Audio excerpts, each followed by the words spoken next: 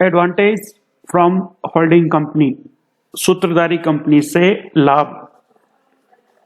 व्यापारिक प्रतिद्वंदी को कम करके बड़े पैमाने के व्यवसाय की प्राविधिक और आर्थिक बचत को प्राप्त करने के लिए एकीकरण और संविलियन की योजनाओं का महत्व उससे संबंधित अध्याय में अपन स्पष्ट रूप से वर्णित कर चुके हैं, परंतु जो होल्डिंग कंपनी के रूप में जो कॉम्बिनेशन की योजना कुछ अर्थों में एकीकरण और संविलियन योजनाओं से श्रेयस्कर या उससे बेटर मानी जाती है।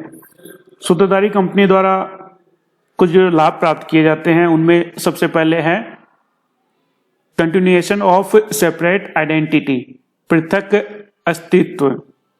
एकीकरण या संविलियन की योजना में एक अथवा एक से अधिक कंपनियों का अस्तित्व समाप्त हो जाता है, भले ही उनकी व्यापारिक ख्याति इस योग्य हो कि वे अपना अलग अस्तित्व रखकर लाभप्रद स्थिति में अपना कार्य संचालन कर सके। सूत्रधारी कंपनी रूपी संयोजन योजना में सहायक कंपनी के पृथक अस्तित्व के समाप्त होने की स्थिति नहीं बनती है तथा सहायक कंपनियों का पृथक अस्तित्व ज्यों का त्यों बनकर या बनाकर रखा जा सकता है और वे अपनी व्यापारिक ख्याति या क्षेत्रीय स्थिति का लाभ उठाने में सक्षम रहती है। Second, economic size and efficient control, सीमित आकार और कुशल नियंत्रण। एकीकरण या संविलियन की योजनाओं के परिणाम स्वरूप व्यापार का आकार बड़ा हो जाता है, परंतु विशाल आकार और व्यवसाय की कुशल संचालन क्षमता की एक सीमा होती है और उस सीमा से अधिक आकार के व्यवसाय का संचालन कुशलतापूर्वक नहीं किया जा सकता है।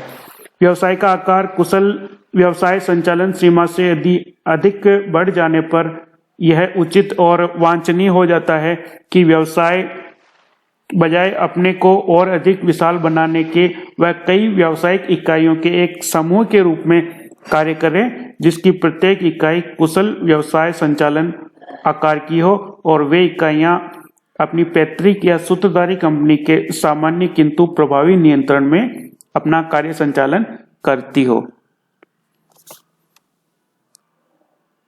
तो होल्डिंग और सब्सिडरी कंपनी के अंतर्गत क्या होता है कि सेपरेट या पृथक अस्तित्व बना रहता है और किसी एक कंपनी का आकार बहुत ज़्यादा बड़ा नहीं होता है और ज़्यादा आकार बड़ा नहीं होने से उसमें जो कंट्रोल है वो अच्छी तरह से हो सकता है और जो बेनिफिट्स है वो भी प्राप्त किए जा सकते हैं। नेक्स्ट, एलिमिनेशन ऑफ कंपटीशन, प्रतियोगिता का अभाव। व्यापारिक प्रतिद्वंद्विता को समाप्त करने में सहायता मिलती है। तो होल्डिंग कंपनी द्वारा जो कंपटीशन होता है उसमें सफलता प्राप्त होती है। एक कंपनी छोटी या मतलब बड़े साइज की कंपनी नहीं होते हुए भी वो कंपटीशन को अच्छी तरीके से हैंडल कर सकती है। Next, convenience in controlling cost, मूल्य नियंत्रण की सुविधा। कच्चे माल के मूल्य और निर्मित माल के मूल्य को नियंत्रित या कंट्रोल करने में सुविधा रहती है। तो होल्डिंग कंपनी और सब्सिडरी कंपनी इन दोनों के द्वारा मिलकर कॉस्ट कंट्रोल किया जा सकता है। Next, benefit of internal and external economics, आंतरिक और बाह्य मितव्ययिताओं का लाभ उठाने या लाभ का सुलभ होना। वृहद आकार के व्यवसाय को प्राप्त होने वाली प्राविधिक और आर्थिक संसाधनों और सुविधाओं का अधिकतम लाभ उठाया जा सकता है। इसके कारण समूह के उत्पादन और प्रबंध में मितव्ययिता लाई जा सकती है। तो मितव्ययिता होल्डिंग और सब्सिडरी कंपनी द्वारा आंतरिक और बाह्य मितव्ययिता प्राप्त की जा सकती है। इसके अलावा सेपरेट फाइनेंशियल स्टेटमेंट, प्रकाशित खातों का अलग अलग व्याख्या। प्रत्येक संस्था का व्यापारिक परिणाम और उसकी आर्थिक स्थिति का स्पष्ट ज्ञान उसके पृथक वित्तीय और गैर वित्तीय प्रलेखों एवं प्रकाशित खातों से हो सकता है और प्रत्येक इकाई के वित्तीय और सांख्यिकीय परिणामों का तुलनात्मक अध्ययन किया जा सकता है। तो होल्डिंग और सब्सिडरी कंपनी में पृथक अस्तित्व बना रहता है और उनके जो फाइनेंशियल स्टेटमेंट है प्रत्येक कंपनी का अलग अलग होता है, जिससे हम उसको कंट्रोल कर सकते हैं। उसमें कोई भी सुधार अगर करना हो तो अपन उसमें किया जा सकता है। और इससे बेटर आउटकम परिणाम प्राप्त किए जा सकते हैं। Next, harvesting control and management of holding company. सूत्रधारी कंपनी द्वारा सहायक कंपनी के प्रबंध और नियंत्रण से स्वयं को मुक्त करने में सरलता। यदि सूत्रधारी कंपनी होल्डिंग कंपनी किसी कारणवश अपने प्रभाव और नियंत्रण को हटाना चाहे तो वह सहायक कंपनी के अंशों को बेचकर ऐसा कर सकती है। यह सुविधा एकीकरण और संविलियन की योजनाओं में नहीं प्राप्त होती है। तो यदि सूत्रधारी कंपनी या होल्डिंग कंपनी अपनी जो सब्सिडरी कंपनी है उससे जो कंट्रोल है वो हटाना चाहती है तो क्या करेगी, वो कंपनी उसके पास जो 50% से ज्यादा शेयर है वो उस शेयर को सेल कर सकती है और अपना जो प्रोपोर्शन, कैपिटल का जो प्रोपोर्शन है उसको कम कर सहायक कंपनी या सब्सिडरी कंपनी में अपना कंट्रोल कम कर सकती है। इसके अलावा समूह के पूंजी प्रसाधनों में वृद्धि, जो कैपिटल सोर्सेज है उसमें इंक्रीमेंट या इंक्रीज होता है। सहायक कंपनी और सूत्रधारी कंपनी के पूंजी प्रसाधनों के उपयोग में वृद्धि हो जाती है, क्योंकि आवश्यकता अनुसार सूत्रधारी कंपनी से सहायक कंपनी को सहायता मिल सकती है और सूत्रधारी कंपनी के साथ संलग्न हो जाने पर मुद्रा बाजार में सहायक कंपनी की आर्थिक स्थिति और जो गुडविल है वो भी बढ़ जाती है। अब अपन देखते हैं डिसएडवांटेज फ्रॉम होल्डिंग कंपनी। अभी अपन ने देखे कि एडवांटेज होल्डिंग और सब्सिडरी कंपनी के एडवांटेज क्या क्या है। अब अपन देखते हैं डिसएडवांटेज या सूत्रधारी कंपनियों से हानियां। इसमें जो फर्स्ट डिसएडवांटेज है वो है imposition of decision by holding company.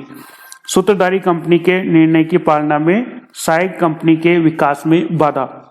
कभी कभी सूत्रधारी कंपनी के द्वारा लिए गए निर्णय सहायक कंपनी के व्यक्तिगत विकास के लिए बाधक हो सकते हैं। तो जो सहायक कंपनी है उसके विकास में बाधक हो सकते हैं ऐसे डिसीजन जो लिए जाते हैं होल्डिंग कंपनी के द्वारा। इसके अलावा second, more advantages to the holding company. सूत्रधारी कंपनी को अधिक लाभ। सामान्यतः अंतर कंपनी व्यवहार सूत्रधारी कंपनी को लाभ पहुंचाते हैं या लाभ पहुंचाने की दृष्टि से किए जाते हैं, या अन्य शब्दों में सहायक कंपनी के हितों की उपेक्षा किए जाने का भय रहता है। तो ज्यादा एडवांटेजियस जो है वो होल्डिंग कंपनी है। Third, interest of minority share holder is not protected.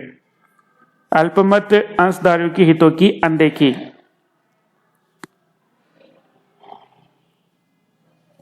सहायक कंपनी में अल्पमत रखने वाले अंशधारियों के अधिकार को दबाकर सूत्रधारी कंपनी अनुचित लाभ उठाने का प्रयत्न करती है। तो जो माइनॉरिटी शेयर होल्डर है उनके अधिकारों को दबाकर होल्डिंग कंपनी अनुचित लाभ उठाने का प्रयास कर सकती है। फिर है lucrative remuneration to the directors nominated by holding company। सूत्रधारी कंपनी के संचालकों की सहायक कंपनी में संभावित कुशलता वृद्धि की तुलना में अधिक पारिश्रमिक। सूत्रधारी कंपनी के अधिकांश संचालक सहायक कंपनी के संचालक मंडल में नियुक्त होने पर उन संचालकों और सूत्रधारी कंपनी के पारिश्रमिक तो बढ़ जाते हैं, परंतु उसी अनुपात में सहायक कंपनी की कुशलता सामान्यतः नहीं बढ़ती है। तो जो संचालक उनकी सैलरी है वो बढ़ा दी जाती है, लेकिन जो एफिशिएंसी है वो नहीं बढ़ पाती है। इसके अलावा अंतर कंपनी स्टॉक के मूल्यांकन में कठिनाई। समूह के अंतर्गत अंतर कंपनी स्टॉक के मूल्यांकन हेतु सतर्कता पूर्वक जटिल समायोजन करने की आवश्यकता होती है, अन्यथा समूह का जो लाभ है वो सही तरीके से ज्ञात नहीं किया जा सकेगा।